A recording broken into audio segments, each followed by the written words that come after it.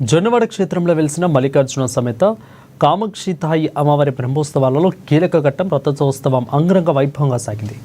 రాత్రి నంది సేవలో అమ్మవారిని దర్శించిన భక్తులు అధిక సంఖ్యలో రథోత్సవాన్ని దర్శించుకునేందుకు క్షేత్రంలోనే నిద్ర చేసి వేకువన పెన్నా నీటిలో స్నానమాచరించి రథోత్సవాల్లో పాల్గొనే సతానా సాంప్రదాయాన్ని పాటించారు.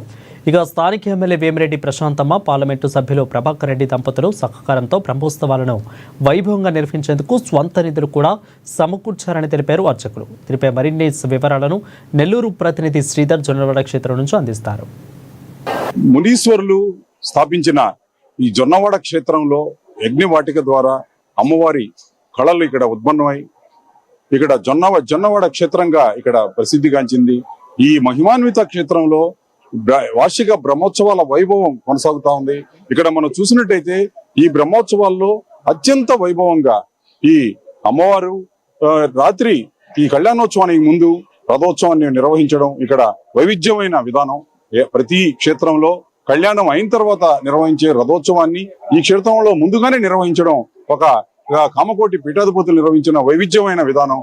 ఈ రథోత్సవం అనంతరం అమ్మవారు పెనుబల్లి గ్రామంలో ఆ గ్రామానికి ఆడపడుచుగా అక్కడ నిద్ర చేసి ఆ గ్రామస్తులంతా కన్యాదాతలుగా అమ్మవారితో బయలుదేరి ఈ ప్రాంతానికి వచ్చి ఇక్కడ మంగళస్థానాన్ని తిరుమంజసాన్ని నిర్వహించి కళ్యాణోత్సవాన్ని నిర్వహించే విధానం ఈ సనాతనంగా దాదాపుగా 1000 ఏళ్ల నుంచి కూడా ఈ విధానం కొనసాగుతా ఉంది. ఇక్కడ అర్చక స్వాములు 18వ తరానికి చెందిన అర్చక స్వాములు ఈ రోజు ఈ కార్యక్రమాలన్నీ కూడా శాస్త్రోక్తంగా నిర్వహిస్తున్నారు. ఇక్కడ మనం చూసినట్టయితే పెనుబల్లి గ్రామస్తులను అడిగి తెలుసుకున్నాం.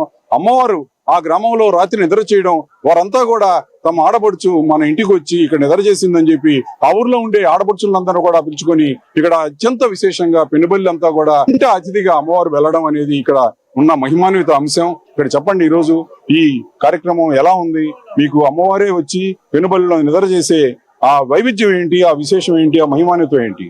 ఈరోజు అమ్మవారు రథోత్సవం అయిపోయిన తర్వాత పెనుబల్లి గ్రామానికి జొన్నవాడ నుంచి పెనుబల్లి గ్రామానికి ఊరేగింపుతో వెళ్ళేసి రామవారు అమ్మవారు నిద్ర చేసినందువల్ల ఆ పెనుబల్లి గ్రామం అంతా కూడా భక్తులందరూ కూడా లేచి అమ్మవారి కోసం ఎదురు చూస్తూ నిత్య నైవేద్యాలతో అంగరంగ వైభవంగా మేళతాళాలతో భజన బృందాలతో కూడా అందరూ పోయే విధానం జరుగుతూ ఉంటుంది. పెనుబల్లి గ్రామానికి పోయిన తర్వాత రేపు ఉదయం అయిపోయిన తర్వాత మళ్ళీ తరంబరాలతో కూడా అందరూ ఇచ్చిన నైవేద్యం తరంబరాలు బియ్యంతో అమ్మవారు ఇక్కడికి వచ్చి ఇక్కడ కళ్యాణ వైభవంగా జరుగుతుంది. కళ్యాణ వైభవం అయిపోయిన తర్వాత అమ్మవారికి మరలా కూడా ఊరేగింపుతో తెప్పోత్సవం జరిపి ఆ తర్వాత యాపత్యంగా తెప్పోత్సవం జరుగుతుంది. వేమిరెడ్డి ప్రశాంత్ రెడ్డి గారి వారి యొక్క ఆదరణతోటి ఈ యొక్క వారి యొక్క వేమిరెడ్డి ప్రభాకర్ రెడ్డి వారి ఇద్దరు దంపతుల యొక్క సహకారంతో అత్యంత వైభవంగా ఈ యొక్క బ్రహ్మోత్సవాలు జరపవాలన్నటువంటి నిశ్చయంతో జరుపుతున్నాము.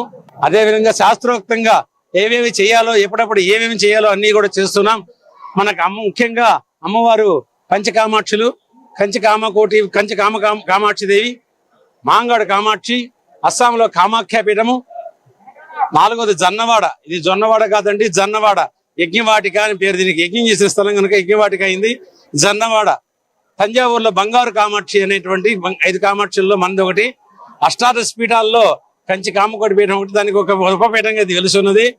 108 పీఠాల్లో ఒక పీఠమైన మహాపీఠమైనటువంటి ఈ జొన్నవాడ క్షేత్రం అత్యంత వైభవంగా ఈ యొక్క విశ్వావసనామ సంవత్సర బ్రహ్మోత్సవాలు జరుగుతున్నాయి.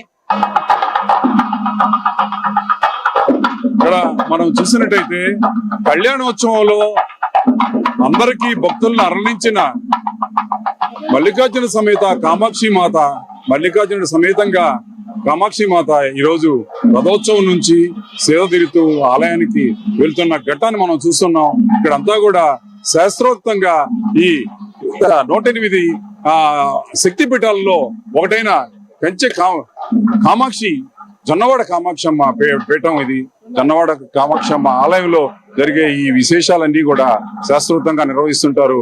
రథోత్సవం నుంచి అమ్మవార్లు ఇక్కడ పల్లకోత్సవంలో భక్తులు బోయలుగా వీరంతా కూడా ఆలయానికి చేరుకుంటున్నారు. ఉత్సవరులు సాయంత్రం ఈ ఉత్సవరులే వెనుపల్లికి చేరుకొని గ్రామానికి ఆడపడుచుగా అక్కడ అమ్మవారు దర్శనమిచ్చే మొదటి ఘట్టం ఇంకా కాసేపట్లో ప్రారంభం కాబోతుంది.